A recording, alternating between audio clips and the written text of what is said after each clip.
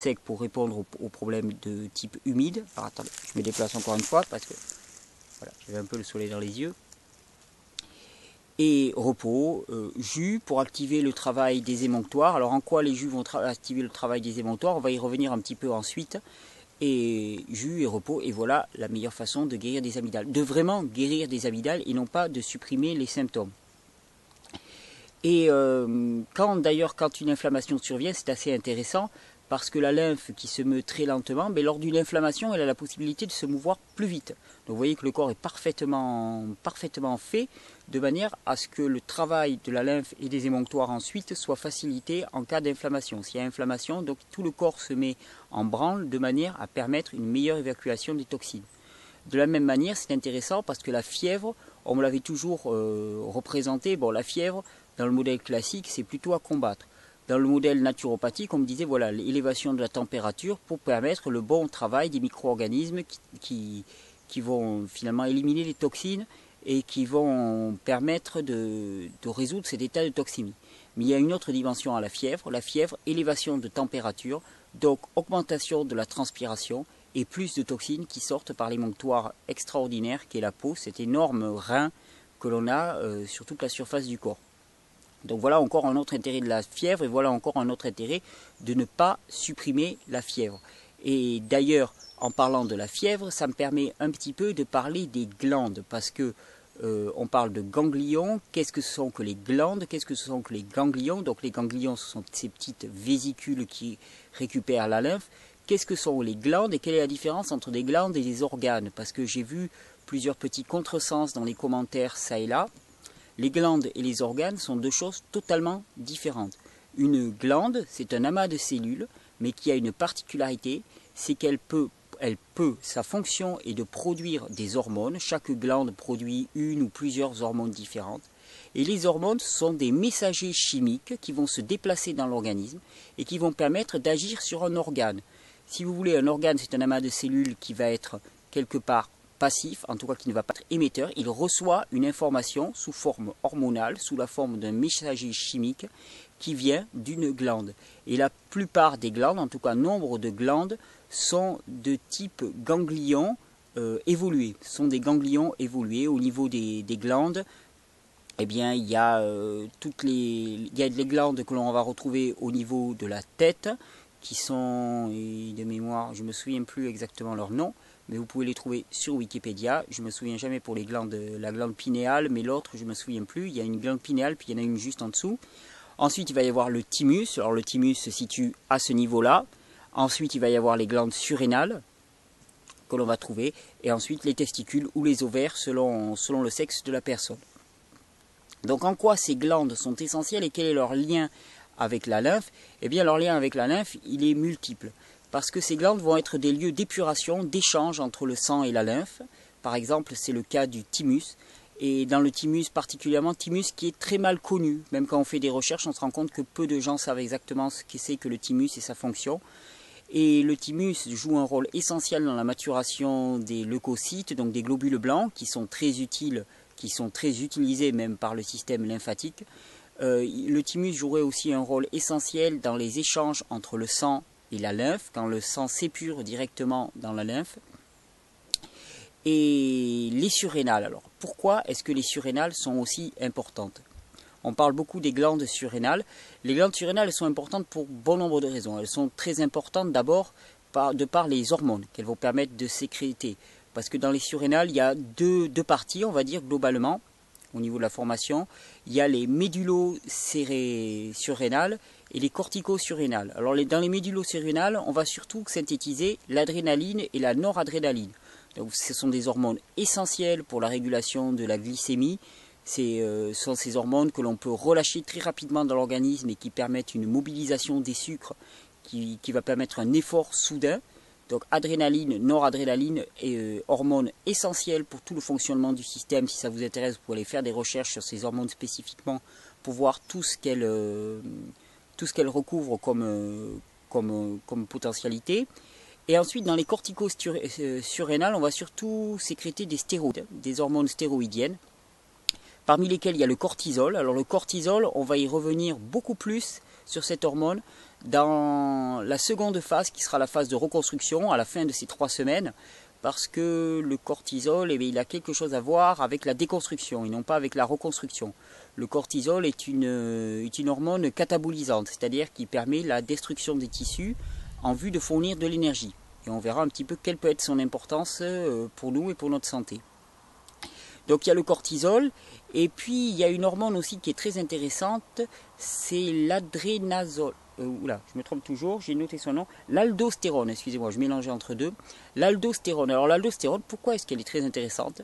Parce que elle joue directement sur l'équilibre osmotique du sang et des liquides dans le corps. Et donc elle contrôle directement en grande partie le travail des reins. Et c'est en ce sens-là que de la bonne santé de nos glandes va dépendre la bonne santé de nos émonctoires. Si vous avez des reins qui fonctionnent mal, eh bien c'est avant tout aussi parce que les glandes surrénales, et d'ailleurs c'est pas pour rien qu'elles sont situées, ces 2 glandes surrénales au-dessus des reins, eh bien c'est que ces 2 glandes surrénales sont extrêmement faibles. Donc assurer une bonne santé des surrénales est essentiel. Comment est-ce qu'on le fait? En leur apportant des nutriments, des jus, en détoxinant, c'est toujours pareil. J'ai pas d'autres recettes à vous proposer pour l'instant et je ne crois pas que j'en aurai d'autres à l'avenir. Toujours pareil, détoxiner, je ne me renouvelle pas. Mais ces glandes surrénales sont essentielles dans leur travail. Et comprendre le travail des glandes, les glandes sont souvent elles aussi assez méconnues. On parle des reins, on ne parle pas des glandes. Un peu comme quand on parle du sang et on ne parle pas de la lymphe. C'est assez intéressant parce qu'on s'arrête souvent à l'extérieur et non pas à ce qui est en avant, ça, qui est le principe premier. Donc, rôle majeur des surrénales.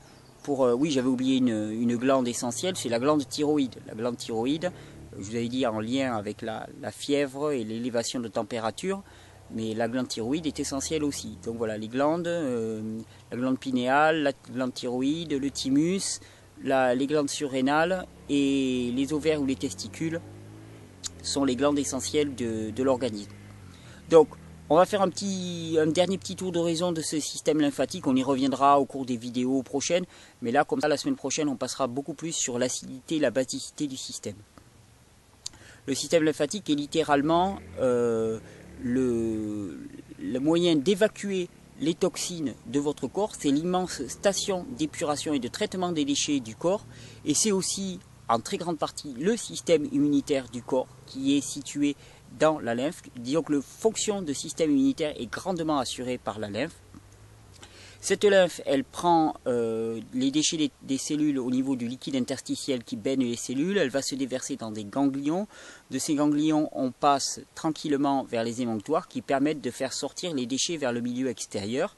Si les ganglions sont saturés, alors si les émonctoires ne font pas leur bon rôle parce que les glandes qui contrôlent ces émonctoires sont faibles, vous voyez, on remonte aux glandes.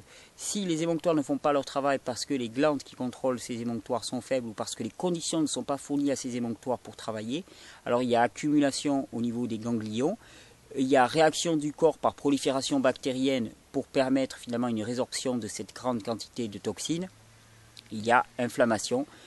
Et c'est là que l'on voit apparaître des inflammations. Ensuite, il peut y avoir mutation de cellules, tumeurs cancéreuses dans les ganglions, et ainsi de suite. Vous comprendrez donc que supprimer un ganglion parce qu'il est rempli de cellules cancéreuses ou parce qu'il est infecté, c'est la dernière des choses à faire.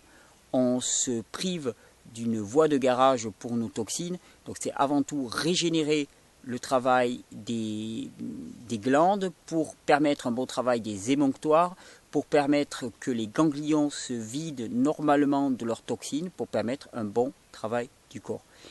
Et d'ailleurs, je voudrais conclure un petit peu en partageant avec vous une réflexion que je me suis faite en étudiant bien ce système lymphatique. Je me suis rendu compte que au niveau de l'homme, là, on s'intéresse particulièrement à ce qui entre. Alors là, la nutrition, les recettes de cuisine, les contenus caloriques des aliments, on les connaît en long, en large et en travers, on les mesure, on en parle, c'est connu, toutes les fonctions d'assimilation, on mesure le sang, on fait des analyses de sang. Et par contre la lymphe, tout ce qui est excrété, on s'y intéresse peu.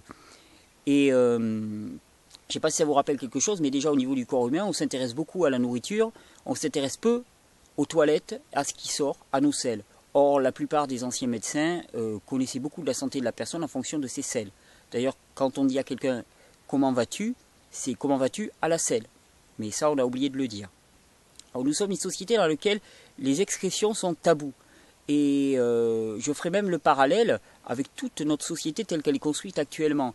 C'est-à-dire qu'on produit, on consomme énormément, mais la gestion de nos objets, de nos productions après-vie, on s'y intéresse absolument pas. L'évacuation de nos toxines, de nos polluants, on s'y intéresse que très peu. C'est nouveau qu'il y ait des initiatives dans ce sens, mais j'ai l'impression qu'on est tout un monde, toute une pensée, tout un système humain qui est construit sur la consommation et surtout sur la non-gestion et sur la non-considération des produits de la consommation. On consomme, on consomme, on consomme, et on ne s'intéresse pas à ce qui en ressort. On ne veut pas le regarder, on ne veut pas le voir, c'est tabou. On a construit des formes religieuses qui justifiaient ça, qui permettaient de l'asseoir encore plus dans un dogme religieux.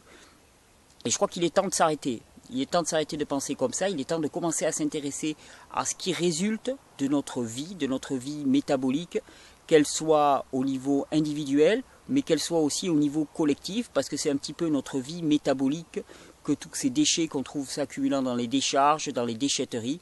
Et on est aussi responsable de nos déchets que de ce que l'on avale. Et je pense que c'est vraiment un saut qualitatif à faire pour chacun de nous, que ce soit à titre personnel ou à titre collectif, de commencer un petit peu à s'intéresser à nos déchets métaboliques. C'est ce que l'on fait en plein là durant ces 3 semaines.